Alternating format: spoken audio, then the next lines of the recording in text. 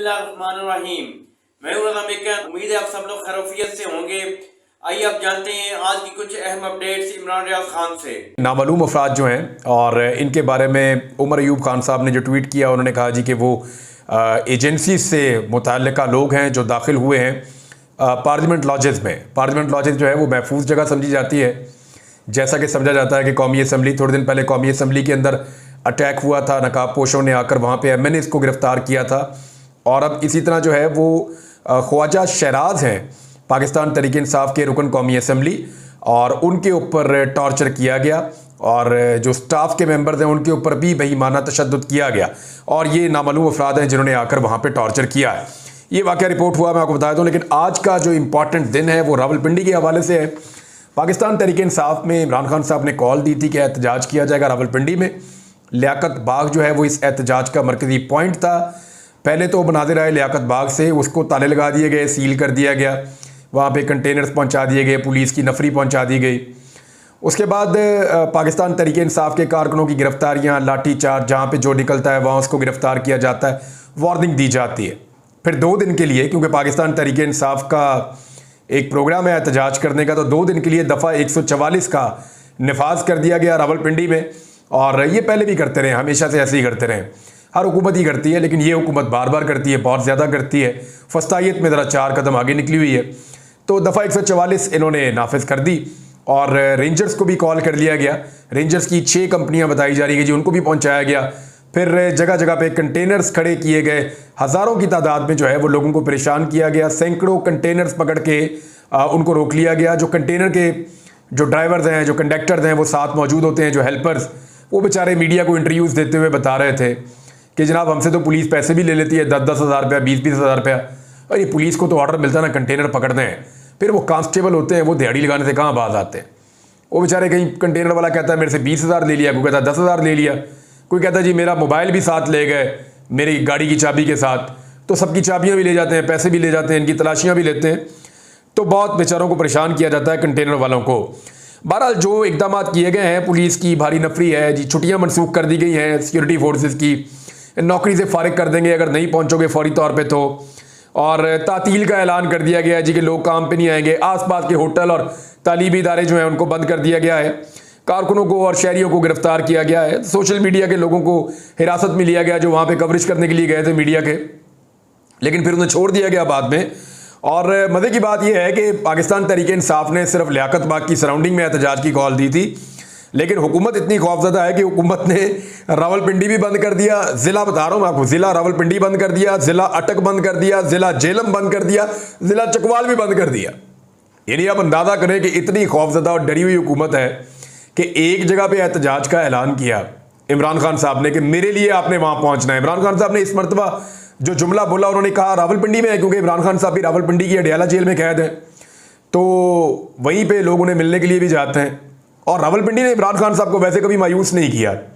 13 की 13 सीटें फॉर्म 45 के मुताबिक रावलपिंडी के लोगों ने इमरान खान साहब को जितवाई हैं, पूरे डिवीज़न को जितवाया है। और रावलपिंडी का ही वो कमिश्नर था जिसने इतनी बड़ी धांधली के बाद उसका ज़मीर जागा और उसने कहा ये क्या तबाही हमने फेर दी है, हम तो मुल्क को बर्बाद कर देंगे। हमने तो मुल्क उनके हवाले कर दिया जिनमें कोई एफिड्रीन के केस में था, कोई किसी केस में था, कोई ज़मीनों के केस में था, कोई जो है वो किसी कब्जा ग्रुप में था। तो हमने तो सारा मुल्क लाके उनको दे दिया। पढ़े लिखे लोग जो है बेचारे जिन्होंने इलेक्शन लड़ा, उनसे हमने 50-50, 60-60 हज़ार की लीड हमने छीन ली। तो ये तो अवाम का मैंडेट नहीं है। वो बेचारा फिर निकल के बोला, उसने बताया कौन कौन रिस्पॉन्सिबल है, और उसके बाद वो गायब हो गया। आज तक उसका पता ही नहीं चलता, वो बेचारा दोबारा कभी सामने ही नहीं आया। लेकिन जितने भी रोड है उन सबको बंद किया गया है। ये क्योंकि देखें, एक जो वीकेंड होता है इसके ऊपर लोग टूरिज्म के लिए जाते हैं और यही टाइम होता है जब लोग यहाँ पे सड़क पे ट्रैवल करते हैं, तो वो रोड भी इन्होंने बंद कर दी है। तो हर तरफ लोगों को तकलीफ दे रहे हैं। हालांकि पाकिस्तान तहरीक इंसाफ के लोगों ने एक लियाकत बाग के इलाके में आके वहाँ पे एहतजाज करना था, तो पूरे के पूरे रावलपिंडी के डिवीजन में और सराउंडिंग में जो है वो एक कर्फ्यू लगा दिया गया। अब आप अंदाज़ा करें कि हुकूमत कितनी ज़्यादा खौफजदा है।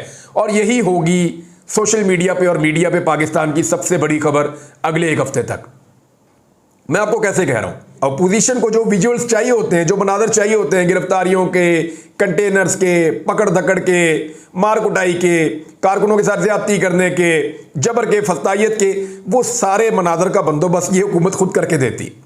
इस्लामाबाद के 30 किलोमीटर बाहर जलसा था, पूरा इस्लामाबाद बंद था। ये शाहिद खान अब्बासी साहब भी एक प्रोग्राम में बैठे हुए बेचारे सर पीट रहे थे कि ये कहाँ के अकलमंद हैं, इन्होंने क्या किया। अब देखें ऐन उस मौके पर जब शहबाज शरीफ ने अक़वाम मुत्तहिदा में तकरीर की, अव्वल तो उनकी बनती नहीं, फार्म 47 के जाली वज़ीर आज़म है वो पाकिस्तान में, लेकिन आप अंदाज़ा करें कि शहबाज शरीफ जिनको अक़वाम मुत्तहिदा में खिताब का मौका मिला और उन्होंने वहाँ पर जो खिताब किया वो कोई ज़्यादा मुतासर कुन नहीं था। शहबाज शरीफ साहब ने जो बातें की वो मुतासर कुन नहीं थी। मैं आपको फैक्ट बता देता हूँ, जब आलमी बरादरी इसराइल को कह रही है कि आप जंगबंदी करें, तो बजाय इसके कि वो जंगबंदी करें, उन्होंने अनाउंस किया कि नहीं जी हम जंगबंदी किसी सूरत नहीं करेंगे, अब मुस्तरद करते हैं आपका मुतालबा। 700 उन्होंने लबनानी शहरी शहीद कर दिए हैं, हज़ारों ज़ख्मी हैं, और इसराइल ने कहा जी कोई मैं आपकी अपील नहीं मान रहा। और उन्होंने ये कहा कि अब तक हमने 220 अपने अहदाफ को निशाना बनाया है और हिजबुल्लाह पे हमने ये हमला किया है, जबकि औरतों और बच्चों की बहुत बड़ी तादाद जो है वो जाँ बहक हुई है। और दूसरी जानिब जो लोग उनको ताकत से रोकने की कोशिश कर सकते हैं वो तो बिल्कुल खामोश हैं, और जो बाकी लोग हैं वो सपोर्ट ऐसे कर रहे हैं कि अमेरिका ने अभी इसराइल को 8.7 अरब डॉलर की इमदाद फराहम की है। इसमें से जंगी सामान के लिए 3.5 अरब डॉलर और जो फ़िज़ाई दिफाई निज़ाम है उसके लिए 5.2 अरब डॉलर इसराइल जो है वो खर्च कर रहा है। अब ये हथियार ही खरीदते हैं ना इन पैसों से, यानी जब ये पैसा मिलेगा इससे हथियार खरीदेंगे। अमेरिका फंडिंग करता है, देखिए इसको गौर करें, ये एक साइकिल है पैसे का। अमेरिका के पास बहुत ज़्यादा पैसा इकट्ठा होता है, उसके अंदर जो है हर तरह के लोग रहते हैं अमेरिका में, अच्छा उनका टैक्स का निज़ाम है, तो बहुत ज़्यादा पैसा उनके पास इकट्ठा होता है, जिस बुनियाद पे दुनिया के अंदर वो एक अमीर तरीन मुल्कों में से एक है। तो उनके पास वेल्थ बहुत ज़्यादा है, पैसा बहुत ज़्यादा है, डॉलर बहुत ज़्यादा है अमेरिका के पास। तो अमेरिका जो है वो अपने डॉलर्स की बुनियाद के ऊपर, अपनी ताकत की बुनियाद के ऊपर दुनिया पे सुपर पावर के तौर पे हुकूमत करता है, जो उनका दावा है। अब इसको अगर आप एक एंगल से देखें कि हथियार जो दुनिया में बेहतरीन कंपनियां बनाती हैं उनका ताल्लुक भी अमेरिका के साथ है। दुनिया में बेहतरीन हथियार अमेरिका और अमेरिका के इत्तहादी बनाते हैं, और जो लोग हथियार बनाते हैं उनके हुकूमतों के अंदर इन्फ्लुएंस है, तो वो अपने हथियार बेचना चाहते हैं। हथियार बेचने का सबसे बेहतर तरीका होता है कि कहीं पर जंग लग जाए।